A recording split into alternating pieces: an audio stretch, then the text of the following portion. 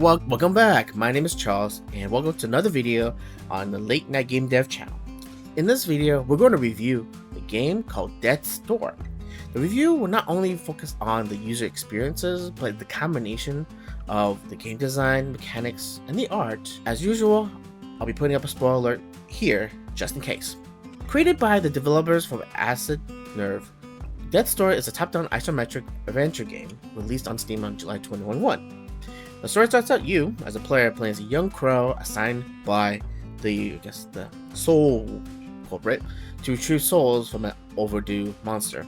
After defeating the monster, you get bonked on the head by an old-looking gray crow, and you chase him down, and you find that the soul you were assigned to was actually absorbed by Death's Door.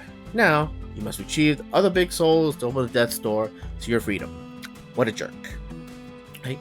So the game at its core mechanics is that it traces to like Legend of Zelda, right? You got the dungeons, you got the the accomplished objectives, you're getting the pieces of the Triforces in Zelda, but you instead get power-ups, and it's pretty linear, right? Keys for blocking areas, blah blah blah, etc. In some extent, right? You might be wondering what's so fun about such a game that's a Zelda clone. How can it be interesting to play? What's really interesting about this game is the narrative of escaping death. You learn more about the life cycle of life and death, the little bit of reincarnation, but it doesn't go into the whole philosophical aspect, of reincarnation. But it focuses on the response to death. In one sense, the big souls in the game are victims of their fear of the end, which one may say, you either die a hero, or you live long enough to see yourself become the villain. Another good aspect is the usage of doors. So at this point, you have a lot of games like Assassin's Creed, Witcher 3, Final Fantasy, big AAA titles with big, huge maps that uses loading screens, travel points to get to one place or another. But rather, in Death's Door, you're using a central location, in the corporation world, so to speak, and you're going through two different worlds through there, rather than instant save waypoints, right? In a way, it is interesting because you actually see a continuation of your gameplay as you transition from one area over to the other, rather than you seeing these load screens that as you go around the different places in the map, right? Well, the counter argument to that is, it's because Death's Door is a small game, so they can get away with doing that. But if it's a bigger world, bigger game, can they? And that's something that, if Death's Door does create a bigger world, I would love to see how they actually solve that. I have to admit, when I was writing this review out, I didn't actually think that the music was that really outstanding, but after looking back through the gameplay and the different boss scenes and the environment, I was completely wrong. The music does work very well with each fight scenes, meeting the dangers, guardian doors. There's a sense of progression as the story develops. You're going from the classic beginning, right, and then you go all the way up to the climax. So the music does carry that impact, makes you go ahead and brings you up to the climax of the story of the game.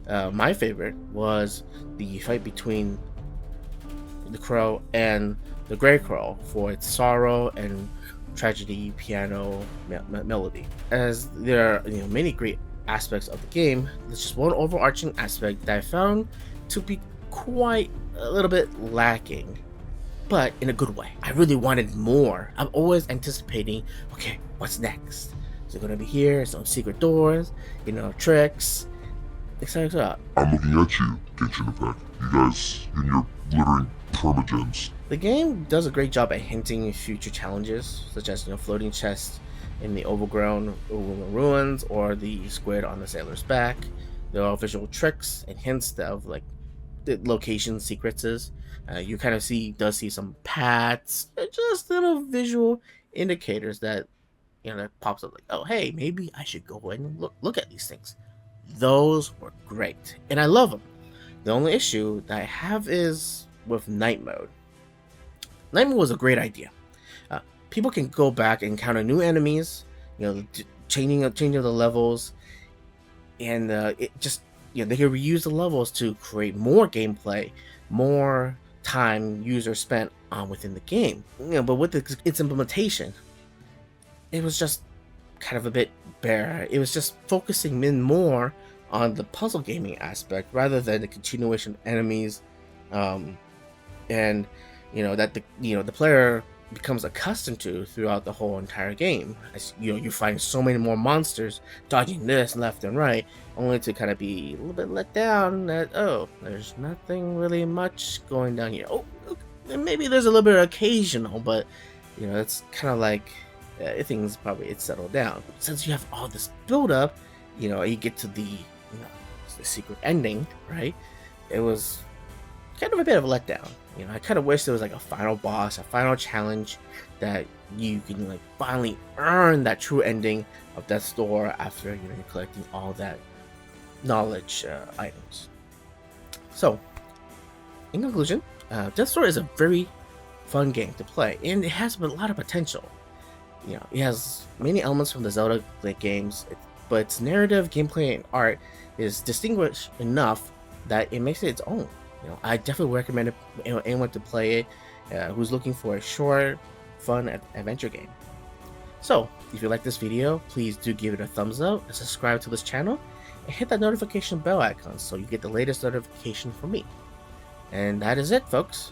Thank you for watching. This is Charles, signing off.